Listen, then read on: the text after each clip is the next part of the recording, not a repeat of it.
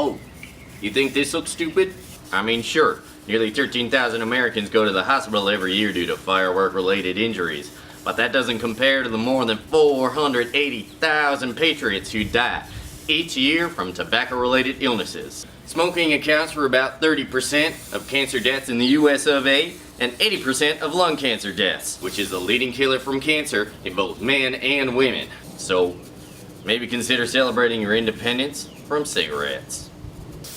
Oh shit! Ah! Oh! It burns! Oh! My mustache is on fire! My mustache is on fire! I immediately regret this metaphor!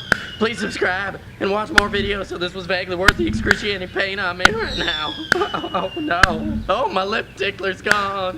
My glorious stash, it burnt clean off. How am I gonna grow it back for Movember?